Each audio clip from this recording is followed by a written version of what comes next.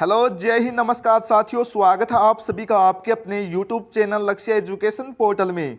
तो साथियों, जैसा कि आप सभी को पता है कि हमने कक्षा 12 भूगोल विषय की जो सीरीज शुरू कर रखी थी, तो मेरे साथियों आज हमारी सीरीज का तीसरा अध्याय है ना। इंडिया वाली बुक का हमने वर्ल्ड वाली बुक कंप्लीट कर ली है। इंडिया वाली बुक का तीसरा अध्याय है जिसका नाम है भू संसाधन एवं कृषि। क्या होने वाला मेरे साथियों, भू संसाधन एवं कृषि अध्याय के आज हम इस वीडियो सेशन के अंदर 40 plus very very important question करने वाले हैं, जो कि आने वाली बोर्ड परीक्षा के लिहाज से बहुत ही ज़्यादा इंपॉर्टेंट बनते हैं। और इस क्वेश्चन से आपको 2 या 3 क्वेश्चन MCQs में देखने को मिलेंगे और एक क्वेश्चन बड़ा वाला देखने को मिलेगा, यानी कि निम्नात्मक भी देखने को मिल सकता है और लघुत्तरात्मक भी देखने को मिल सकता है। यानी कि 3 या 4 नंबर का क्वेश्चन इस अध्याय में से देखने को मिल सकता है। और ये चैप्टर है वो बहुत ही ज़्यादा इम्पोर्टेंट है और इजी है, तो इम्पोर्टेंट भी बहुत ज़्यादा है। तो इसे अच्छे से तैयार करते हुए चलना है ताकि आने वाली बोर्ड परीक्षा के अंदर आप सभी को कोई भी समस्या न हो, है ना। तो चलिए स्टार्ट करते हैं। और आप सभी को पता है कि छोटे क्वेश्चन से ही हम बड़ा क्वेश्चन बनाकर लिख सकते हैं, है ना। तो चलिए स्टार्ट करते हैं। और लास्ट के अंदर आपको कमेंट जरूर कर देना है कि आज आपने इन 40 क्वेश्चंस में कितने क्वेश्चन सही किए। अपना नाम और स्कोर जरूर बताना। तो चलिए स्टार्ट करते हैं। पहला क्वेश्चन देखिए, निम्नलिखित में से भारत की प्रशासनिक इकाइयों के भौगोलिक क्षेत्र की सही जानकारी देने का दायित्व किस पर है। ऑप्शन नंबर पहला है भू राजस्व विभाग, ऑप्शन नंबर बी है भारतीय सर्वेक्षण विभाग, ऑप्शन नंबर सी है योजना आयोग, ऑप्शन नंबर डी है नीति आयोग। बताओ क्या होगा पहले का राइट जवाब। तो बिल्कुल मेरे साथियों, ऑप्शन नंबर बी बताने वालों का बिल्कुल राइट जवाब है, यानी कि भारतीय सर्वेक्षण विभाग है। नेक्स्ट क्वेश्चन देखिए क्या कहता है मेरे साथियों। दूसरा क्वेश्चन कि निम्न फसलों में से कौन सी खरीफ ऋतु की फसल नहीं है। ये आपको परीक्षा के अंदर जरूर ध्यान में रख लेना कि नहीं पूछा है कि है पूछा है ना। और एक ये ऋतुओं वालों क्वेश्चन है ना, वो आपको अच्छे से तैयार कर लेना। ऋतु वाले ये एग्जाम्पल आपको जरूर बोर्ड परीक्षा के अंदर एक देखने को मिल जाता है और कई बार कंफ्यूज हो जाते हैं स्टूडेंट, तो इनको अच्छे से तैयार करते हुए चलना आप सभी को। तो ऑप्शन नंबर पहला है अरहर, ऑप्शन नंबर बी है जूट, ऑप्शन नंबर सी है सरसों बाजरा। बताओ ये पूछ रहा है कि ऋतु खरीफ ऋतु की फसल नहीं है, तो क्या करोगे दूसरे का राइट जवाब। तो बिल्कुल सरसों नहीं है भाई, ये सरसों है ना, ये है मेरे साथियों रवि की। किसकी है? रवि ऋतु की। नेक्स्ट क्वेश्चन की तरफ बढ़ते हैं। तीसरा क्वेश्चन देखो क्या कहता है कि भू राजस्व विभाग ने भूमि की उपयोगिता को नहीं की उपयोगिता के आधार पर कितने वर्गों में विभाजित किया है भूमि को। तो 8 वर्गों में, 9 वर्गों में, 10 वर्गों में, 12 वर्गों में। बताओ क्या होगा तीसरे का राइट जवाब, कमेंट कीजिए। तो बिल्कुल मेरे साथियों ऑप्शन नंबर बी बताने वालों का बिल्कुल राइट जवाब है ना, यानी कि 9 हो जाएगा। और कौन कौन से मेरे साथियों उसके नाम भी बता देता हूं मैं। यहाँ स्क्रीन पर तो लिखा नहीं जाएगा, टाइम लगेगा, तो मैं बोलकर बता देता हूँ। तो वो पहला है वो है वनों के अधीन क्षेत्र, दूसरा है बंजर व व्यर्थ भूमि, तीसरा है गैर कृषि कार्यों में प्रयुक्त भूमि, चौथा है स्थायी चारागाह क्षेत्र, पांचवा है तरु फसल वाला और अपवन इसका अधीन क्षेत्र, और छठा है कृषि योग्य व्यर्थ भूमि, सातवां है वर्तमान प्रतिभूमि, आठवां है पुरातन प्रतिभूमि और नौवां है निवल बोया गया क्षेत्र। तो इनको अच्छे से याद कर लेना आप सभी को, है ना। क्या करोगे, अच्छे से इन क्वेश्चंस को याद करना है, इन पॉइंटों को भी। ये वर्ग हैं, ये मेरे साथियों वेरी वेरी इंपॉर्टेंट हैं, परीक्षा के अंदर पूछा जाता है ना। चलिए बढ़ते हैं नेक्स्ट क्वेश्चन की तरफ। ये देखो चौथा क्वेश्चन क्या कहता है कि निम्न में से उत्तर भारत में रबी की फसल नहीं है। तो चावल, गेहूं, जौ, धान। बताओ मेरे साथियों क्या राइट आंसर करोगे चौथे का।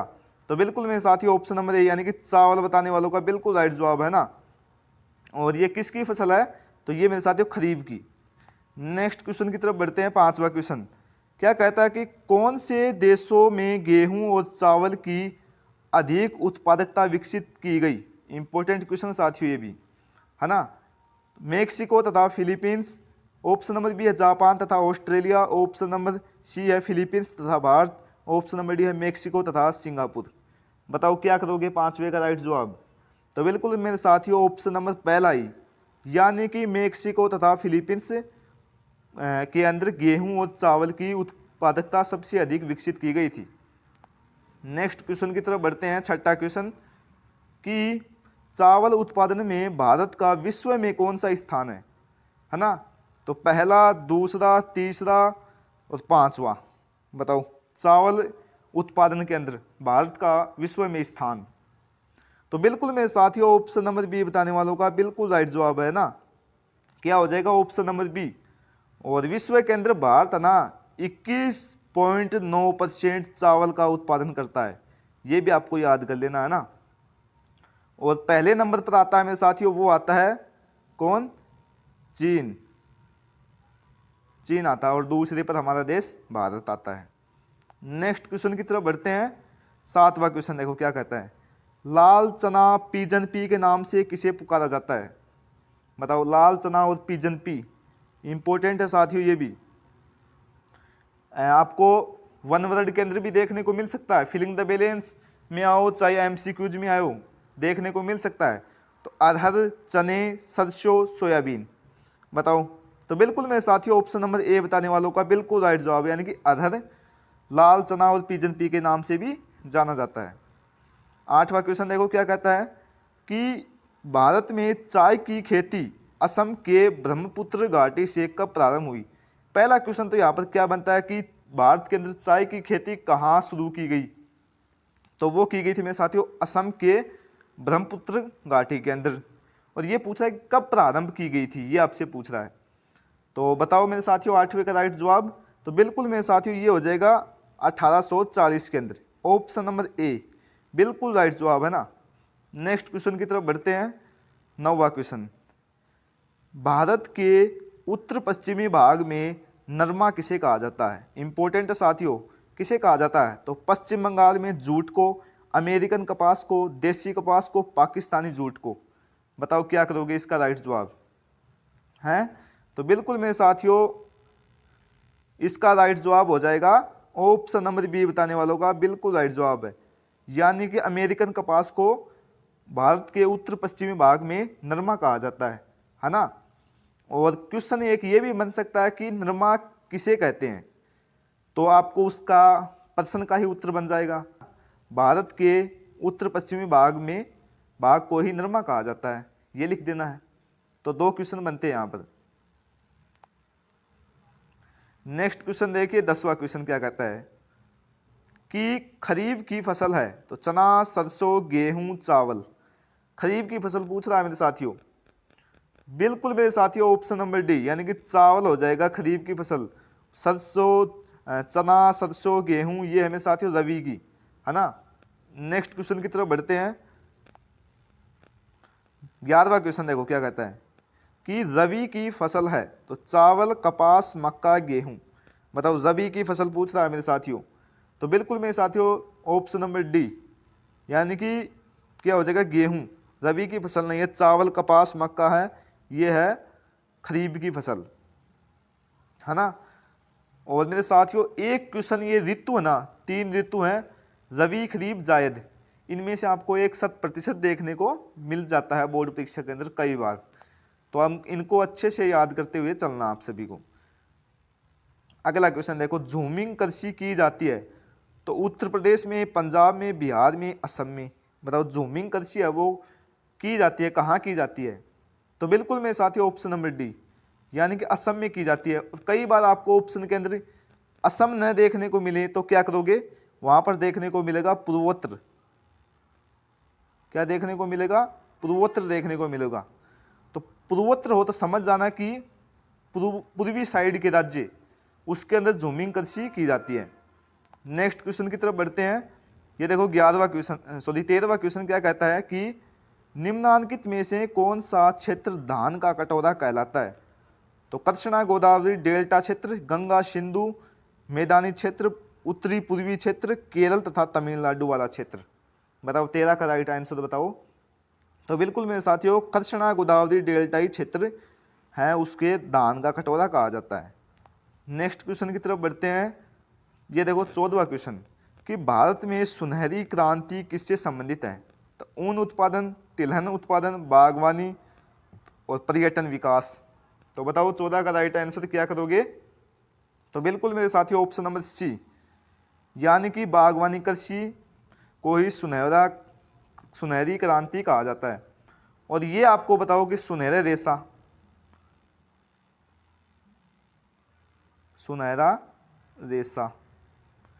ये किसे कहा जाता है? तो ये कहा जाता है मेरे साथियों जूट को। ये भी आपको याद कर लेना है ना, किसे कहा जाता है? जूट को सुनहरा रेशा भी कहा जाता है, ये भी आपको याद कर लेना। ये देखो 15वां क्वेश्चन देखो क्या कहता है कि निम्नांकित में से नकदी फसल है, कैश क्रॉप है। तो कपास, जूट को, चाय, इनमें से सभी। बताओ नकदी फसल क्या करोगे? 15 का राइट जवाब। तो बिल्कुल मेरे साथियों चाय बताने वालों का बिल्कुल राइट जवाब है ना। नेक्स्ट क्वेश्चन देखो 16वां क्वेश्चन क्या कहता है कि जायद की फसल नहीं है। तो खीरा, तरबूज, जवार, सब्जियां। बताओ क्या करोगे? जायद की फसल नहीं है। अच्छे से आपको हाँ या ना पूछ रहा है, ये आपको जरूर इंपॉर्टेंट ध्यान से देख लेना है। कई बार स्टूडेंट ध्यान में नहीं रखते हैं, क्वेश्चन थोड़ा सा पढ़ लेते हैं, आंसर का उत्तर दे देते हैं, तो कई बार गलत हो जाता है। तो यहाँ पर नहीं पूछ रहा तो क्या हो जाएगा? जवार, ऑप्शन नंबर सी। और ये आपको याद कर लेना है कि जायद की एग्जाम्पल है वो है मेरे साथियों खीरा, तरबूज, सब्जियां इत्यादि, है ना। नेक्स्ट क्वेश्चन की तरफ बढ़ते हैं। 17वां क्वेश्चन क्या कहता है कि निम्नलिखित में से कौन सा भू उपयोग संवर्ग नहीं है? तो प्रतिभूमि, नीवल बोया गया क्षेत्र, सीमांत भूमि, कृषि योग्य व्यर्थ भूमि। बताओ 17 का राइट आंसर क्या करोगे? तो बिल्कुल मेरे साथियों ऑप्शन नंबर सी, यानी कि सीमांत भूमि है वो भू उपयोग संवर्ग में शामिल नहीं है। नेक्स्ट क्वेश्चन की तरफ बढ़ते हैं। 18वां क्वेश्चन क्या कहता है कि निम्नलिखित में से कौन एक व्यापारिक फसल नहीं है? तो चाय, जूट, गेहूं, कपास व्यापारिक फसल नहीं है। तो व्यापारिक फसल क्या नहीं होगी? तो ऑप्शन नंबर सी, यानी कि गेहूं है वो एक व्यापार करने वाली फसल नहीं है। ये अंतर्राष्ट्रीय के अंदर भी व्यापार की जाती है, चाय, जूट, कपास इत्यादि, है ना। नेक्स्ट क्वेश्चन की तरफ बढ़ते हैं। ये देखो मेरे साथियों 19वां क्वेश्चन क्या कहता है कि निम्नलिखित में से कौन सबसे महत्वपूर्ण जूट उत्पादक क्षेत्र है? तो Krishna delta, Narmada delta, Ganga delta, Kaveri delta. बताओ जूट उत्पादक क्षेत्र, बताओ क्या करोगे? 19 का राइट जवाब। तो बिल्कुल मेरे साथियों ऑप्शन नंबर सी, यानी कि गंगा डेल्टा। नेक्स्ट क्वेश्चन की तरफ बढ़ते हैं। 20वां क्वेश्चन क्या कहता है कि भारत में चावल का सबसे बड़ा उत्पादक राज्य, वहाँ विश्व के अंदर था, यहाँ पर राज्य पूछ रहा है इंडिया के अंदर। तो बिहार, उड़ीसा, पश्चिम बंगाल, आंध्र प्रदेश। बताओ चावल का क्या करोगे मेरे साथियों? 20 का राइट जवाब। तो बिल्कुल मेरे साथियों ऑप्शन नंबर सी, यानी कि पश्चिम बंगाल। नेक्स्ट क्वेश्चन की तरफ बढ़ते हैं। 21वां क्वेश्चन कि गेहूं की खेती के लिए आदर्श तापमान कितना होना चाहिए? तो 5 डिग्री सेंटीग्रेड से लेकर 10 degree Celsius. Option number B है 10 डिग्री सेल्सियस से लेकर 20 degree Celsius. Option number C है 20 डिग्री सेल्सियस से लेकर 30 डिग्री सेल्सियस। और ऑप्शन नंबर डी है 30 डिग्री सेल्सियस से लेकर 40 डिग्री सेल्सियस। तो बताओ क्या करोगे मेरे साथियों इसका राइट जवाब 21 का? तो बिल्कुल मेरे साथियों ऑप्शन नंबर बी, यानी कि 10 डिग्री से 20 डिग्री सेल्सियस। इंपॉर्टेंट क्वेश्चन साथियों ये भी। ये देखो 22वां क्वेश्चन, खरीफ फसल की ऋतु क्या है ना। तो ऑप्शन नंबर पहला है अक्टूबर से मार्च, अप्रैल से जून, सितंबर से जनवरी, जून से सितंबर। बताओ 22 का क्या जवाब करोगे राइट? तो बिल्कुल मेरे साथियों ऑप्शन नंबर डी, यानी कि जून से सितंबर हो जाएगा। नेक्स्ट क्वेश्चन की तरफ बढ़ते हैं। 23वां क्वेश्चन कि रवि की फसल पैदा होती है तो शीत ऋतु में, वर्षा ऋतु में, ग्रीष्म ऋतु में, सभी ऋतुओं में। रवि की फसल कब पैदा होती है? तो ये होती है मेरे साथियों शीत ऋतु के अंदर, आप सभी को पता है जाड़े के अंदर। ऑप्शन नंबर पहला। नेक्स्ट क्वेश्चन देखो 24वां क्वेश्चन, निम्न में से कौन एक पेय फसल है, यानी कि पीने वाली? तो गन्ना, चाय, गेहूं, इनमें से कोई नहीं।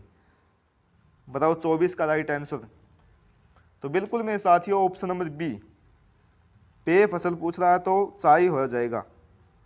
नेक्स्ट क्वेश्चन की तरफ बढ़ते हैं। 25वां क्वेश्चन, चॉकलेट में कौन सा पदार्थ उपयोग होता है? तो कहवा, कोको, गन्ना, चुकंदर। बताओ क्या करोगे मेरे साथियों 25 नंबर का क्वेश्चन का राइट जवाब। तो बिल्कुल मेरे साथियों ऑप्शन नंबर बी यानी कि कोको हो जाएगा। नेक्स्ट क्वेश्चन की तरफ बढ़ते हैं। 26वां क्वेश्चन क्या कहता है कि भारत में गेहूं उत्पादक में अग्रणी राज्य कौन सा है। वहां पर चावल के अंदर तो पश्चिम बंगाल था, यहाँ पर गेहूं उत्पादक में पूछ रहा है। तो बिल्कुल मेरे साथियों 26 का ऑप्शन नंबर डी यानी कि उत्तर प्रदेश हो जाएगा, यूपी। नेक्स्ट क्वेश्चन की तरफ बढ़ते हैं। 27वां क्वेश्चन हरित क्रांति संबंधित है। तो खाद्यान्न उत्पादन से, दूध उत्पादन से, दाल उत्पादन से, इनमें से कोई नहीं। तो हरित क्रांति है वो मेरे साथियों खाद्यान्न उत्पादन से, ऑप्शन नंबर ए है ना। क्या करोगे ऑप्शन नंबर ए। और हाँ मेरे साथियों आपको क्लास के अंदर बने रहना है। अगर मेरे साथियों आप सभी ने अभी तक क्लास को लाइक नहीं किया है तो प्लीज़ क्लास को लाइक कर दीजिए, और चैनल पर पहली बार विजिट कर रहे हैं तो चैनल को सब्सक्राइब कर लीजिए, है ना। और मैं आप सभी को एक जानकारी के लिए आप सभी को बता दूं कि अगर साथियों आप भी हमारे को आप सभी 500 क्वेश्चंस की जो MCQ PDF है, इम्पोर्टेंट क्वेश्चन की जो PDF है वो लेना चाहते हैं तो मेरे साथियों आप हमारे टेलीग्राम चैनल से जुड़ सकते हैं, जिसका लिंक मैं आपको कमेंट सेक्शन और डिस्क्रिप्शन के अंदर प्रोवाइड करवा दूंगा। या मेरे साथियों आप सीधे मेरे से कांटेक्ट भी कर सकते हैं। नंबर है 9079615773 5773। क्या हो जाएगा 9079615773।